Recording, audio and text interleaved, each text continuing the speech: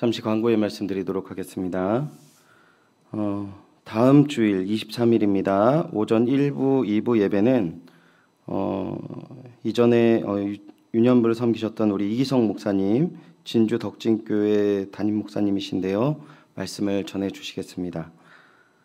코로나 감염, 바이러스 감염증에 따른 예배 변경 사항 안내입니다. 우리 연희교회는 7대 예방수칙을 준수하는 절차를 통한 제한적인 현장 예배와 기존의 영상 예배로 진행하고 있습니다. 좌석은 지정된 좌석에 앉아주시고 인사는 비접촉으로 해주시기 바랍니다. 현장 예배 참석하시는 분은 답답하시더라도 예배 중에 마스크를 벗지 마시고 예배를 드리시기 바랍니다. 예배 녹화 영상은 오전 11시에 교회 홈페이지를 통해서 제공하도록 하겠습니다. 수요 예배 또한 녹화 영상을 통해서 동영상 예배로 제공하도록 하겠습니다. 새벽 묵상 월요일부터 금요일까지 또한 동일하게 동영상으로 제공하고 있습니다. 모임 및 행사 광고입니다. 코로나 바이러스 감염증에 관련하여 모든 모임과 행사는 갖지 않도록 하겠습니다. 공지 및 협조 사항입니다. 제출하신 잠언 성경 필사본을 교회 사무실에서 받아가시면 되겠습니다. 안에 소정에 선물이 들어가 있고요. 이름이 다 붙여져 있습니다. 그러니까 이번 주까지 가급적이면 다 찾아가시기 바랍니다. 그리고 담임 목사님 청빙에 관한 설명의 안내가 다음 주일 23일 주일 2부 예배 후 본당에 있습니다. 참석 대상은 시무장로님, 시무한수 집사님, 시무권사님, 재직부서장분들, 주교부장들, 그리고 구역장님들, 청년 일부 회장님들입니다. 총 87명입니다. 코로나19 예방수칙에 따라 별도의 명단 작성, 발열체크, 번호표 교부 등을 실시하도록 하겠습니다. 서울시 종교시설 집합 제한 행정명령에 따라서 또한 일정이 변경될 수 있사오니 오늘 권고를 하고 또 변경된 상황은 개인적으로 문자로 연락드리도록 하겠습니다. 장학금 신청 안내입니다. 22일 토요일까지 장학금 신청서를 교회 사무실에 제출하여 주시기 바랍니다. 22일 토요일입니다. 소식 및 교우 동정입니다. 결혼 소식이 있습니다. 37구역 박옥규 장로님, 김옥희 권사님의 차남인 박종민 군과 김효진 양이 22일 토요일 낮 12시 웨딩 여울리 5층 라온 체나홀에서 결혼식이 있습니다. 오전 11시 10분에 올리브영 앞에서 버스가 준비되어 있습니다. 22일 11시 10분에 올리브영 앞에서 버스가 준비되어 있습니다. 이용하시면 되겠습니다. 교직원 동정입니다. 여름수양 황금필 강도사 문대성전도사 18일 화요일부터 20일 토요일까지 갖도록 하겠습니다. 전교인 천독 성경읽기 마라톤 545번 손분옥 권사님, 546번 김보령 권사님 해주셨습니다. 감사합니다. 다 같이 자리에서 일어나셔서 송영에 맞춰 묵도하심으로 주일 예배를 하나님께 드리시겠습니다.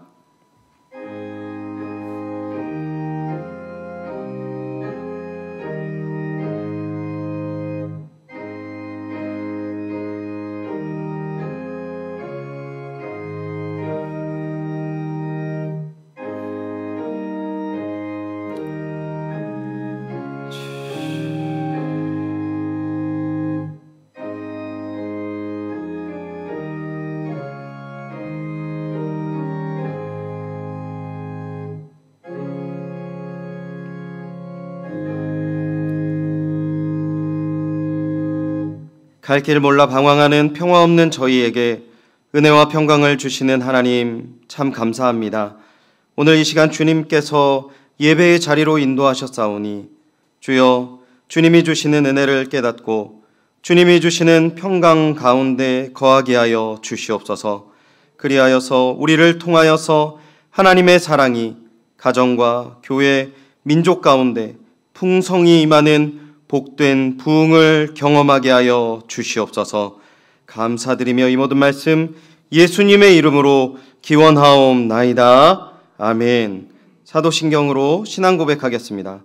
전능하사 천지를 만드신 하나님 아버지를 내가 믿사오며 그 외아들 우리 주 예수 그리스도를 믿사오니 이는 성령으로 잉태하사 동정녀 마리아에게 나시고 본디오 빌라도에게 고난을 받으사 십자가에 못 박혀 죽으시고 장사한 지 사흘 만에 죽은 자 가운데서 다시 살아나시며 하늘에 오르사 전능하신 하나님 우편에 앉아 계시다가 저리로서 산자와 죽은 자를 심판하러 오시리라.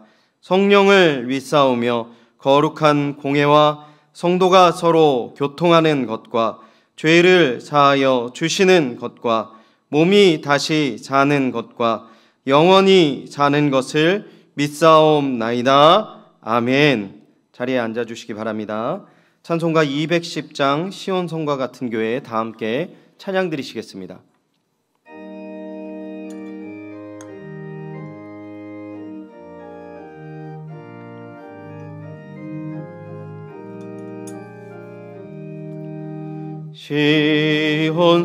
시온성과 같은 교회 그의 영광 한없다. 허락하신 말씀대로 주가 친히 세웠다. 반석 위에 세운 교회 흔들 자가 누구랴.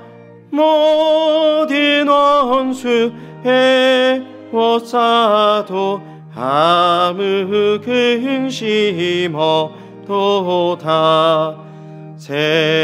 생명샘이 솟아나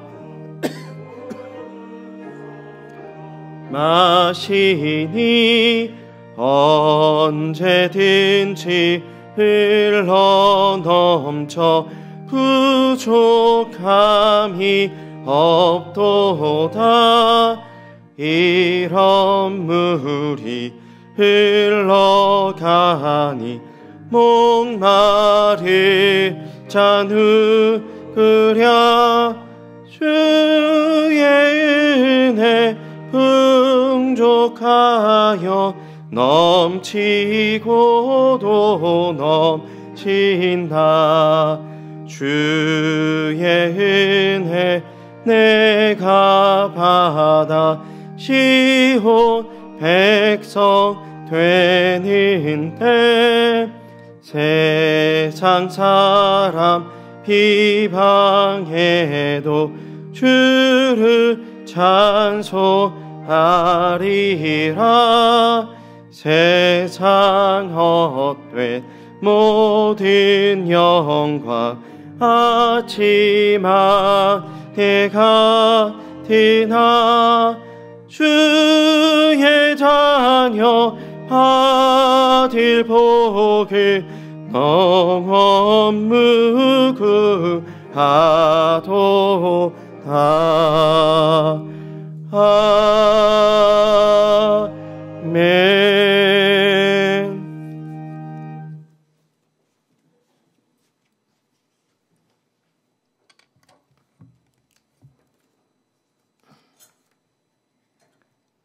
사랑과 은혜가 풍성하신 살아계신 하나님 아버지, 지난 한 주간 주님의 사랑과 은혜 가운데 살게 하시고 지켜 보호하여 주심으로 복된 주일 하나님을 만나는 예배의 자리로 저희의 발걸음을 인도하여 주심에 감사를 드리오며, 찬양과 경배를 드리오니 저희의 예배를 기쁘게 받아주시고 오직 주님 홀로 영광 받아 주옵소서. 오늘 이 시간 죄인들을 부르사 하나님의 자녀로 택하신 그 크신 사랑을 기억해 하시고, 무익한 종들을 부르사 주의 일꾼으로 삼으신 은혜를 감사와 찬양으로 경배하게 하옵소서. 2020년도 올 한 해 코로나19로 또 예년에 없던 긴 장마와 폭우로 이제까지 겪어보지 못한 큰 어려움 가운데 있는 이 땅과 이 백성들에게 긍휼함을 베풀어 주옵소서. 육신의 연약함으로 또 생업과 취업으로 어려움 속에 있는 우리 형제들 또 우리 어르신들, 우리 청년들에게 자신의 몸을 내어주시기까지 우리를 사랑하시는 우리 주님이 우리 한 사람 한 사람의 아픔과 괴로움을 다 아시며 함께 아파하심을 기억함으로 위로받고 힘을 얻어 다시 일어설 수 있는 은혜를 베풀어 주옵소서. 우리는 안전을 원하지만 결국 이 세상과 또 우리 힘으로는 안전할 수 없는 연약한 존재이기에 이 시간들을 보내며 더욱더 안전하신 하나님, 피할 바위 되시는 주님 안에 거할 때 우리가 안전할 수 있다는 것을 깨닫게 하옵소서.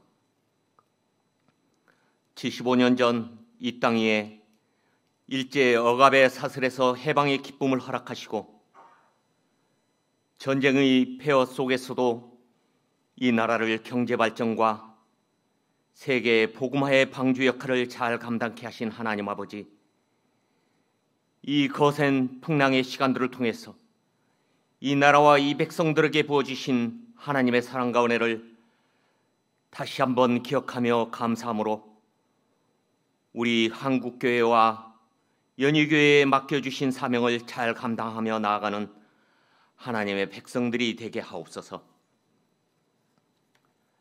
영아부 유치부를 시작으로 지난 주일 중고등부 여름 성경학교와 수련회를 하나님의 은혜 가운데 잘 마무리하게 하심에 감사를 드립니다. 함께 모여서 할 수 없는 수련회이기에 더욱더 어려움과 수고가 많았을 주일학교 사역자와 선생님들에게 은혜를 베푸사 어린 생명들 심령 속에 많은 결실로 응답하여 주시고 우리 주일학교에 힘을 더하여 주옵소서. 이 시간 힘든 시간을 보내고 있을 우리 고3 수험생들에게 힘을 더하여 주시사 저들이 마지막까지 믿음의 경주를 잘 달려나갈 수 있도록 은혜 베풀어 주옵소서. 주님의 몸된 연희교회가 담임 목사님 청빙을 위하여 기도 중에 있습니다. 아버지, 저희 교회를 긍휼히 여겨 주시어 청빙을 위하여 연희의 모든 권속들이 함께 한 마음으로 기도할 수 있도록 도와주시옵소서. 우리가 한 마음으로 기도하며 또 아버지의 뜻을 구하며 한 걸음 한 걸음 나아갈 때 아버지께서 기뻐하시는 길로 저희들을 인도하여 주옵소서. 또 한 번에 담임 목사님 청빙이라는 힘들고 어려운 길을 걸어가고 있는 저희들이지만 지금 우리가 받고 있는 고난은 장차 우리에게 나타날 영광과 비교할 수 없다고 하신 주님의 말씀을 믿음으로 이 시간들을 잘 인내하며 기다림으로 나아갈 때 하나님이 우리 연희교회와 함께 하심을 보게 하시고 우리들로 하나님의 영광을 보게 하옵소서.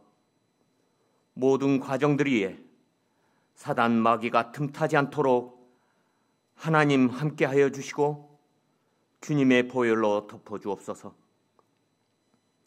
강단에 세우신 송호성 목사님, 영육간의 강건함을 허락하시사 하나님이 주신 말씀을 잘 선포하게 하시어 지금도 함께 하시며 늘 풍성히 부어주시는 하나님 아버지의 사랑과 은혜를 이 시간 우리로 보게 하옵소서. 우리의 마음이 충만케 하옵소서. 살아계신 예수 그리스도의 이름으로 기도드립니다.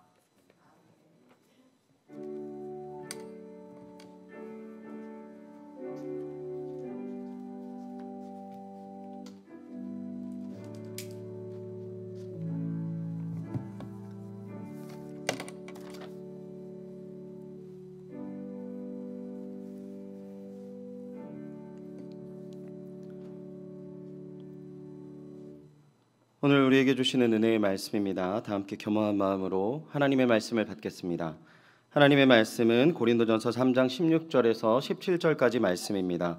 신약 성경 266면에 있습니다.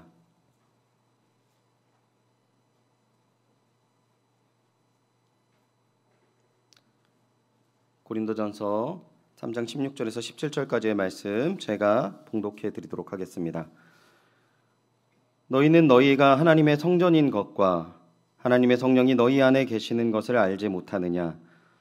누구든지 하나님의 성전을 더럽히면 하나님이 그 사람을 멸하시리라. 하나님의 성전은 거룩하니 너희도 그러하니라. 아멘. 드리신 헌금을 위해 기도하도록 하겠습니다. 인자하고 자비로우신 하나님 아버지, 오늘 우리를 하늘의 지성소로 초대하시고 아름다운 주님을 바라보며 주일 예배를 드리게 하시니 감사드립니다.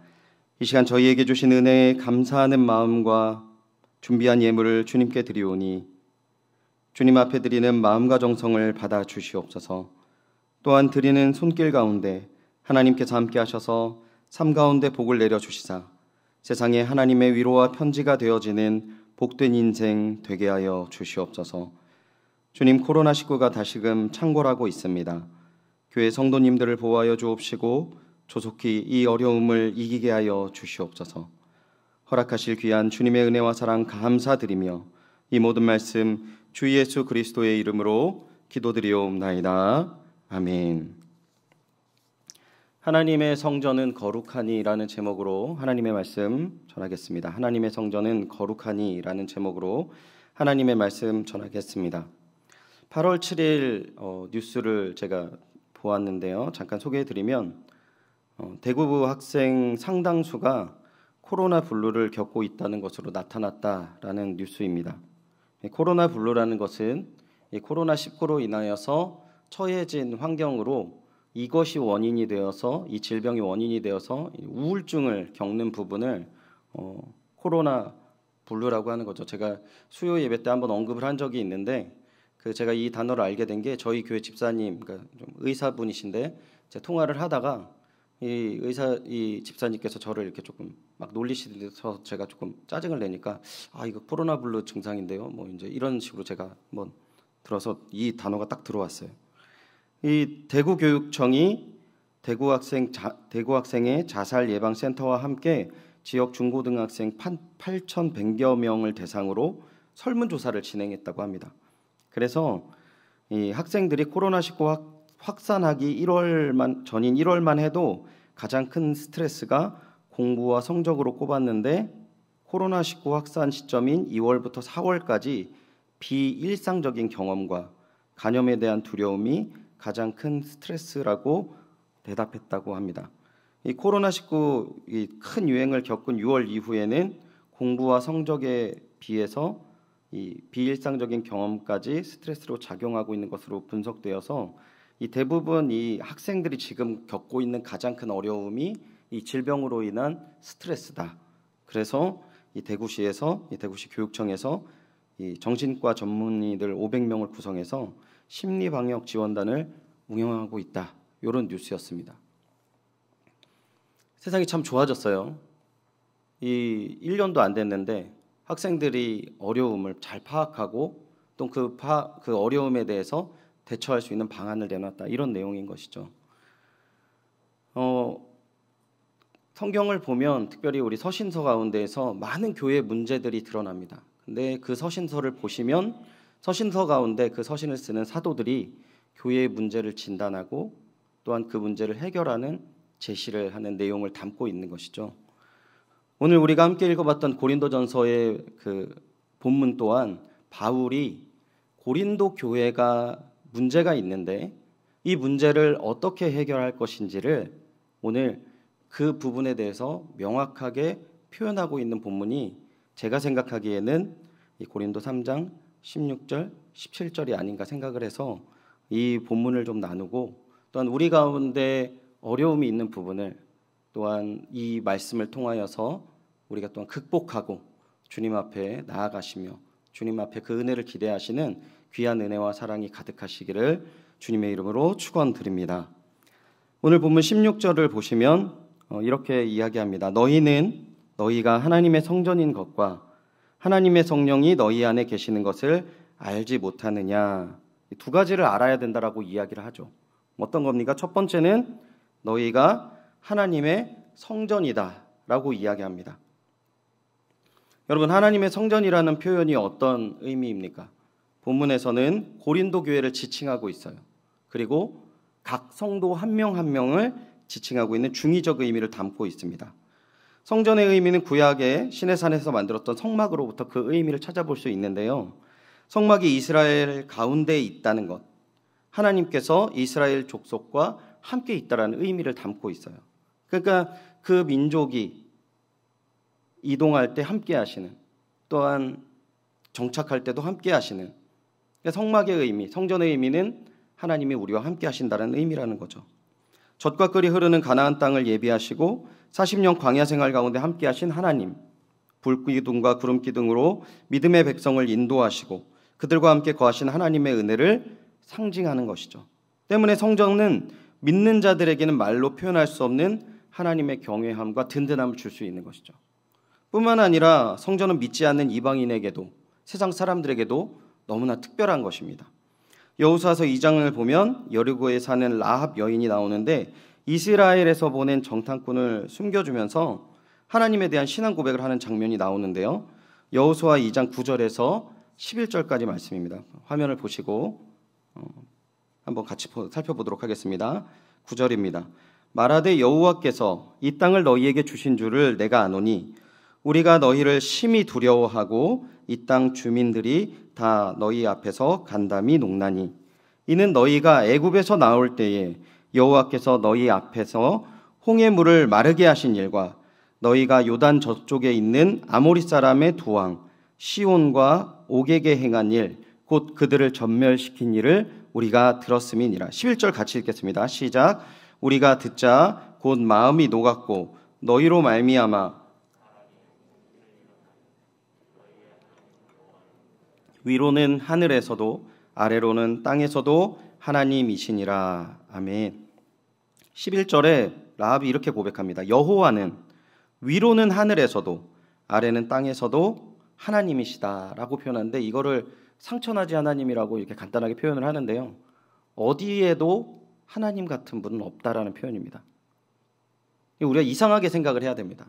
라합은 애굽에서 살지도 않았고 그 조상이 하나님을 알지도 못했는데 지금 하나님에 대해서 유일하신 신이시고 유일하신 하나님이시다. 이렇게 계속 고백을 하는 것이죠. 왜요? 왜 이런 표현을 라합이 할 수 있습니까? 라합은 기생이었고 3대를 기를 만큼 가난했습니다. 3대라는 것은 어디에도 잘 자라는 거예요. 그런데 땅이 없어도 이제 거둘 수 있는 작물입니다. 근데 이게 이 재련하기가, 이거를 다듬기가 너무 힘든 거예요. 가난하지가 않으면 정말 이게 없으면 죽을 것 같다라고 하지 않을 정도면 이거를 뭐 3대를 말리거나 이거를 막 재련하지 않아요. 근데 성경에서는 라합이 3대를 말리는 부분들을 성경에서는 이야기하고 있고요.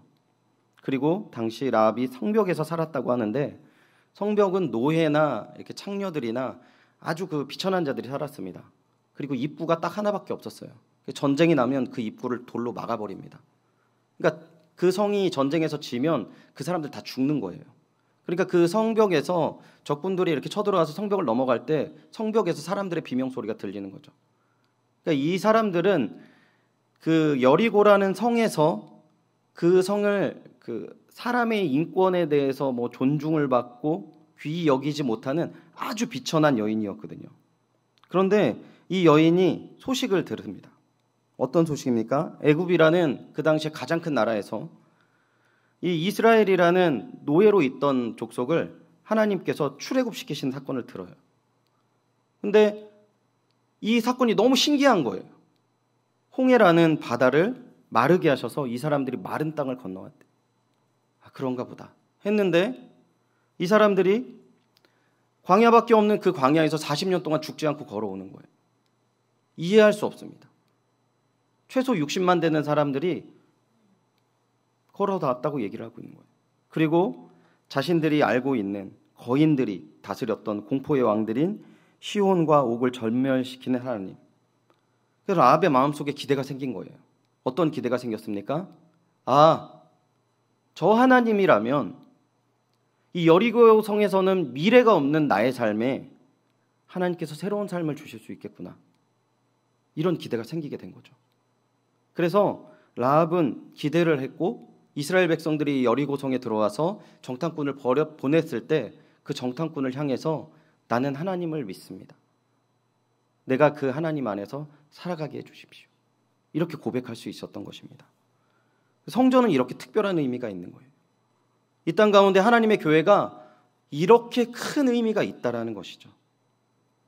그런데 지금 우리가 본문 16절에서 너희가 하나님의 성전인 것과 라는 표현을 쓰고 있는데, 여러분, 이 교회가 고린도 교회라는 것이죠. 어떻게 고린도 교회에 이런 표현을 쓸 수 있습니까? 바울의 선언이 굉장히 아이러니한 거예요. 왜냐하면 우리가 너무 잘 알고 있는 것처럼 고린도 교회가 어떤 교회입니까?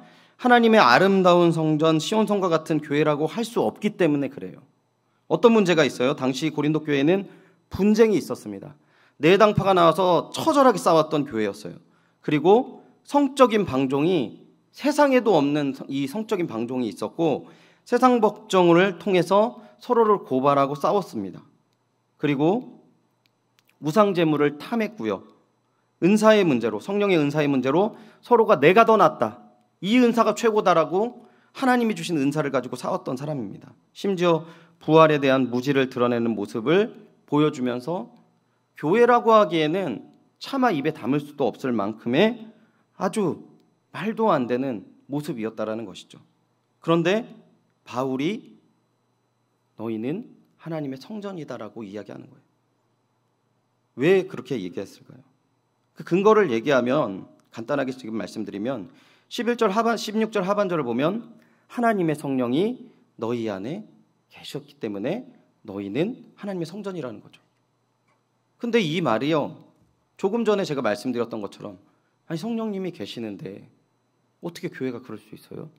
라고 이야기할 수 있는 거죠. 그 부분에 대해서 고린도전서 3장 1절부터 3절까지의 말씀을 나누면서 왜 그런 모습이 되었는지를 살펴보도록 하겠습니다. 3장 1절입니다. 중요하기 때문에 한번 같이 읽어보도록 하겠습니다. 시작. 형제들아, 내가 신령한 자들을 대함같이 육신에 속한 자 곧 그리스도 안에서 어린 아이들을 대함과 같이 하노라. 아멘. 바울이 이 고린도 교회 성도들에게 이렇게 이야기합니다. 형제들아, 내가 신령한 자들을 대함과 같이 너희에게 말할 수 없어서 육신에 속한 자 곧 그리스도 안에 있는 어린 아이들을 대함과 같이 대할 수밖에 없어라고 얘기하는 거예요. 보면은 육신에 속하지 않았대요. 분명히 성령이 계시니까 이 성전이, 교회가 성전이 될 수 있는데 너희들이 육신에 속한 자래요. 그런데 이게 여러분 좀 다 제가 지금 설명해 드릴 수는 없겠지만 고린도전서 2장 14절과 15절을 통하여서 바울이 구분을 하는 거 있어요. 사람들을 구분하는 거. 첫 번째는 누구를 구분하냐면 세상 사람들, 아예 육에 속한 사람들을 이야기합니다. 그래서 육신에 속한 자들을 표현을 해요. 그런데 이게 원어에서는 단어가 다릅니다. 육에 속한 자들을 이야기해요. 그리고 또 어떤 사람이 있습니까? 하나님에 속한 성령님이 거하는 하나님의 사람들을 구분을 합니다. 이 3장 1절에는 또 다른 구분으로 시작하는 거예요. 이제 세상 사람들, 하나님의 사람 이렇게 나누었다면 3장에는 어떤 구분이 있냐면 이 성령이 있는 하나님의 사람들 중에 두 부류가 있는 거예요. 어떤 부류가 있습니까? 3장 1절에 첫 번째 말한 부류가 있어요. 신령한 자들이 있다는 거예요. 이 신령한 자들이라는 건 뭐냐면 성령이 임재하여서 그 성령의 말씀과 통치를 철저하게 순복하여서 받는 사람들을 이야기하는 거예요. 그런데 또 어떤 부류가 있습니까? 육신에 속한 자. 너무 말이 과합니까? 그러면 그리스도 안에 있는 어린아이들. 성령이 임하였지만 그 성령의 말씀에 귀 기울이지 않는 사람들. 이 두 가지 부류로 나눈 거예요. 그러니까 지금 고린도 교회에 있는 사람들에게는 성령이 있습니까? 없습니까? 제가 설명을 잘 못하는 것 같습니다. 아무도 대답을 안 해주세요. 성령이 있는 거죠. 그런데 그들이 성령의 말씀에 귀 기울이지 않는 거예요. 그러니까 어떤 일이 일어납니까? 하나님을 믿고 구원을 받아서 성령이 내주하여 있지만 이들이 성령의 말씀에 귀 기울이지 않으니까 어떻게 됩니까? 2절을 보겠습니다. 내가 너희를 젖으로 먹이고 밥으로 아니하였노니 이는 너희가 감당하지 못하였음이거니와 지금도 못하리라. 이 말이 뭐냐면 이 어린 아이들이 딱딱한 걸 먹지 못합니다.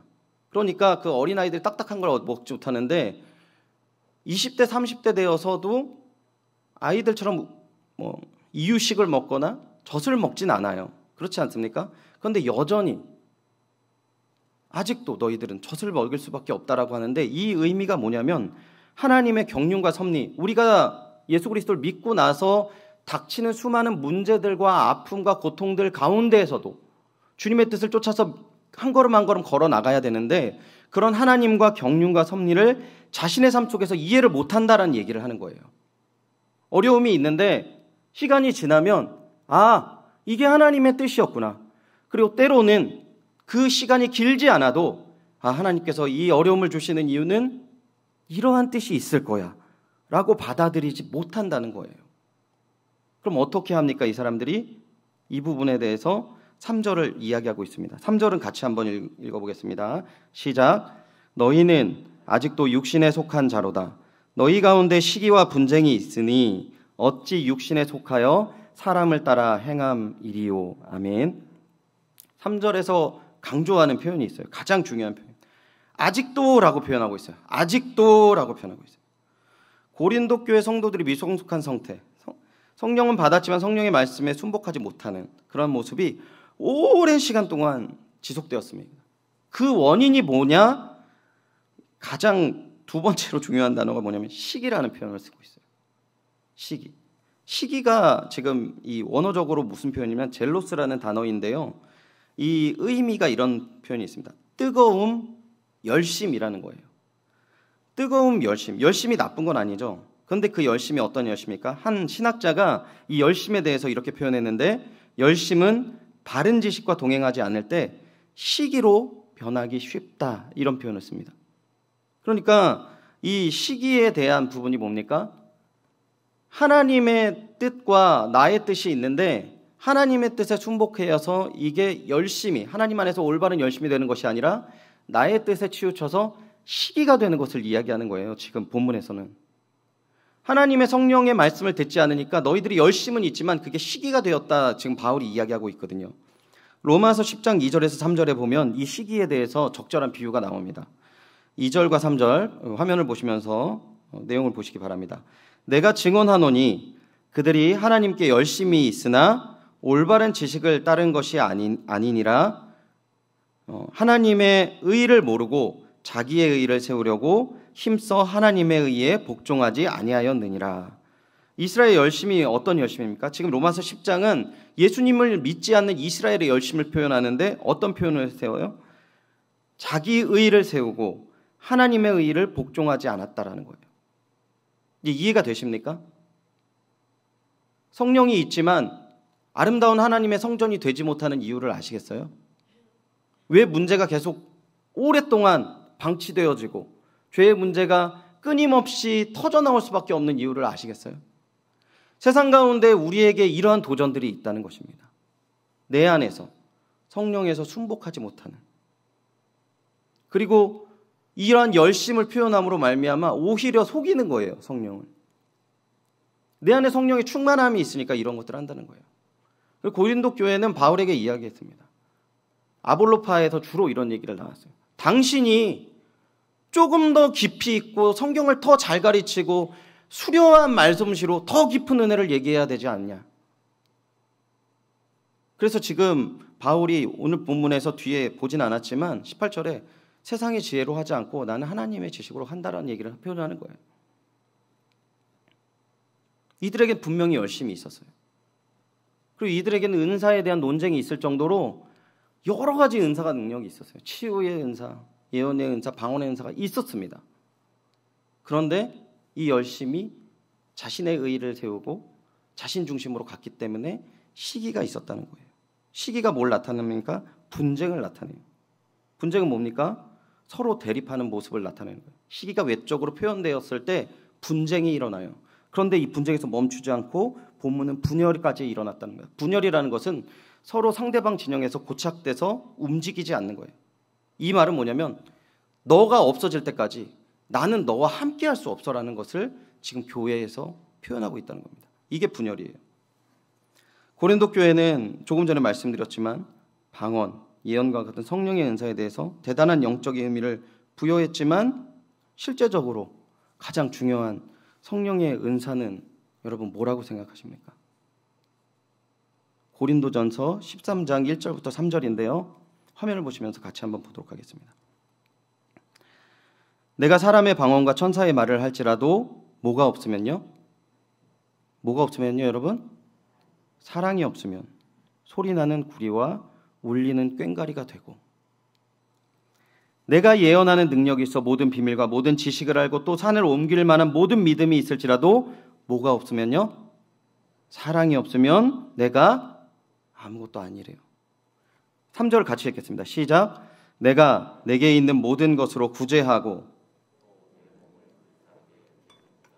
사랑이 없으면 내게 아무 유익이 없느니라. 아멘. 너무 중요한 얘기를 하고 있는 겁니다. 여러분, 어떻게 사람이 방언과 천사의 말을 하는데 사랑이 없을 수가 있습니까?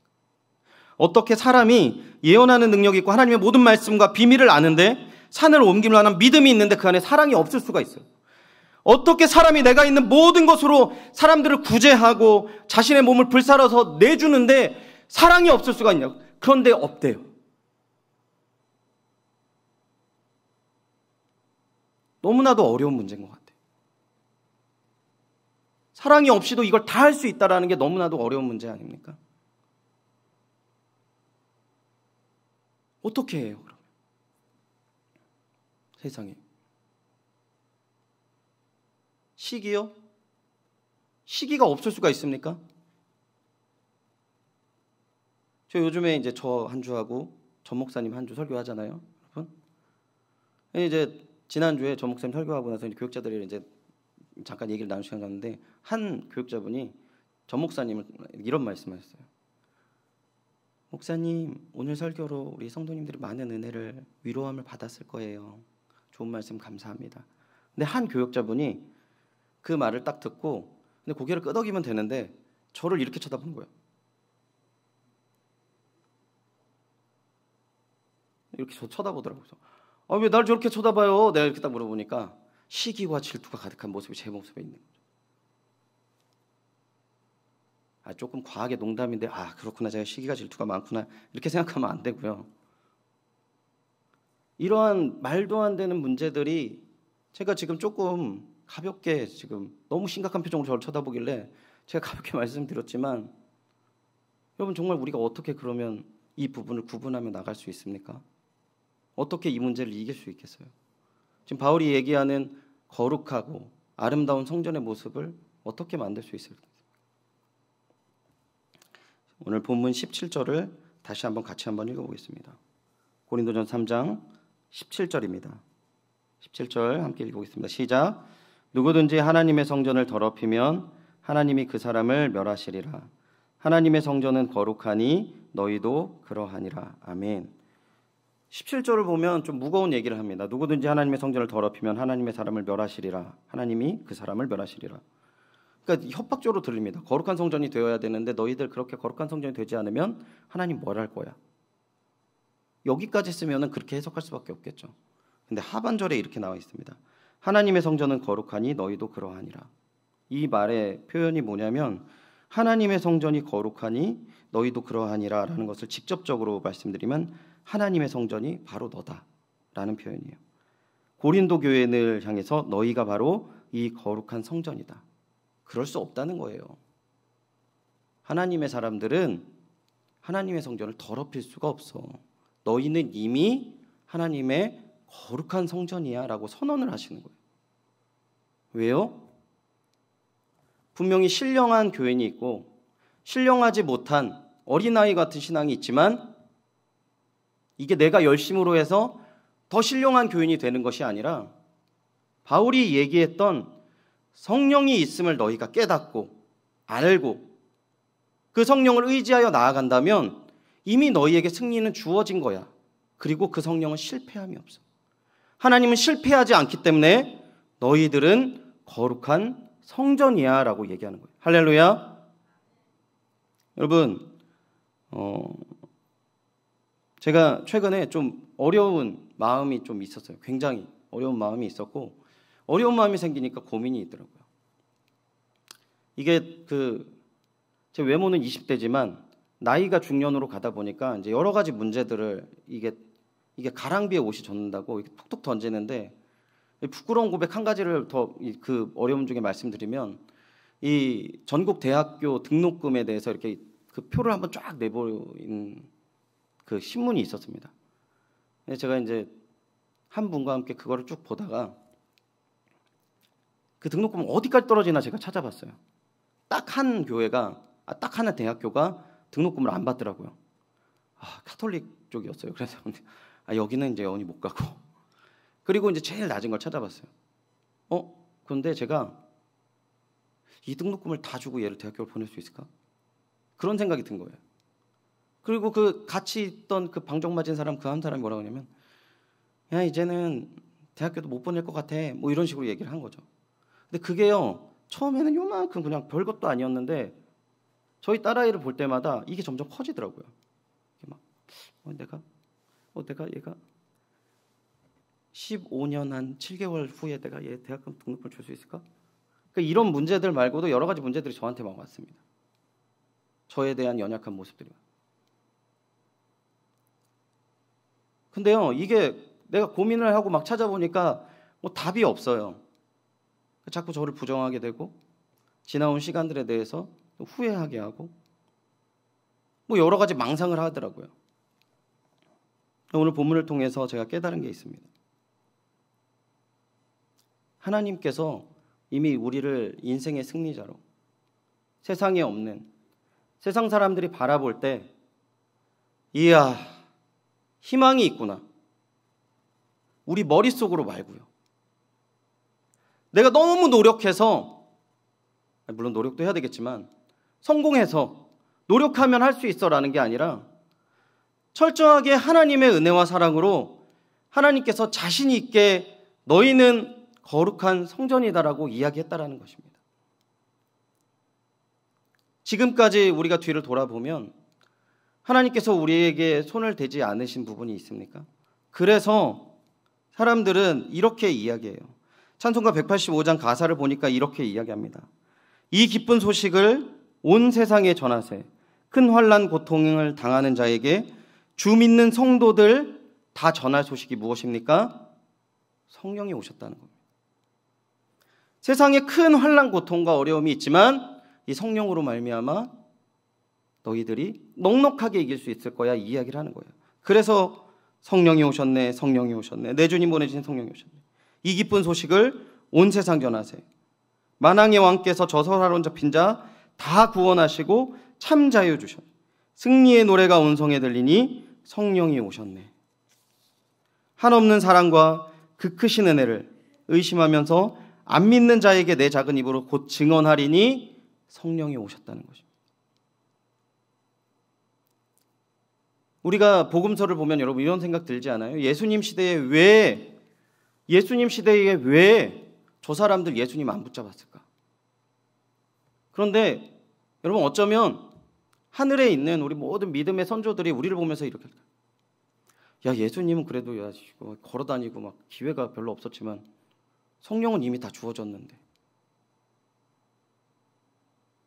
너희들 이게 할 수 있는데, 이렇게 생각하지 않을까요? 우리 60, 70년대 우리 교회가 부흥하고 이 한국교회가 커다란 은혜를 누린 부분에 대해서 성령의 은혜와 사랑을 빼놓을 수는 없습니다. 저는 우리 연희교회가 앞으로 더욱더 풍성한 하나님의 성전이 되고 거룩한 성전이 되기 위해서 다시금 성령이 충만한 귀한 연희교회 되시기를 주님의 이름으로 축원드립니다. 여러분, 그런데 우리가 한 가지만 더 기억했으면 좋겠어요. 무엇입니까? 가장 귀한 성령의 은사, 뭐라고 했죠? 사랑입니다. 하나님, 우리에게 사랑의 성령의 은사를 부어주십시오. 주어진 수많은 문제들이 우리가 있다 하더라도 모든 능력과 모든 은사들보다 뛰어난 그 사랑의 은사로 말미암아 주님, 내가 승리하겠습니다. 우리 연희교회가 성령 충만한 교회가 되어서 모든 문제들 가운데 주의 이름으로 승리하겠습니다. 이 귀한 은혜와 승리가 우리 연희교회 그리고 여기 앉아있는 성령 충만함으로 말미암아 주님을 바라봄으로 말미암아 내가 다시 가진 나의 문제를 모두 다 내려놓고 십자가 앞에 다 내려놓고 편안한 마음으로 하나님의 은혜와 가운데 하나님의 승리를 누리시는 귀한 은혜와 사랑이 가득하시기를 주님의 이름으로 축원드립니다. 사랑하는 동역자 여러분, 성령께서 우리에게 이미 함께 하십니다. 나만을 위해 살았던 내 인생에 성령님이 찾아오신 것이죠. 이제 그분과 동행하시면서 하나님의 뜻을 따라 살아가는 주의 자녀가 되게 하십시오. 주님, 나를 인도하십시오. 이 기도가 우리의 모두의 인생을 살리는 귀한 은혜의 시작점 되시기를 다시 한번 주님의 이름으로 축원드립니다. 기도하겠습니다. 하나님 감사합니다. 주의 귀한 은혜와 사랑 가운데 오늘 우리에게 정말 이해할 수 없는 너무나 아픔과 슬픔과 고난이 우리에게 주어졌음을 주님 앞에 고백합니다. 그리고 주님, 저희는 이 어려움들을 이길 만한 힘이 없습니다. 주님, 다시금 주님을 바라봅니다. 다시금 주의 성령을 내주하신 주의 성령의 말씀에 귀를 기울이며 주님의 뜻에 따라 엎드리는 주의 자녀가 되겠습니다. 하나님의 사람, 성령의 사람, 성령님의 교회, 연희교회가 되게 하여 주시옵소서. 주어질 귀한 주님의 은혜와 사랑을 기대하며 감사드리며 이 모든 말씀 주 예수 그리스도의 이름으로 기도드리옵나이다. 아멘. 이제는 우리를 위해 자신의 몸을 찢으사 구원의 문을 여신 주 예수 그리스도의 은혜와 아버지의 사랑과 성령님의 교통하심이 이 시간 연희교회와 모든 성도님들 한 분 한 분이 주님의 거룩한 성전이 되기를 소원하는 모든 심령들 머리 위에 이제로부터 영원토록 함께 있을지어다. 아멘.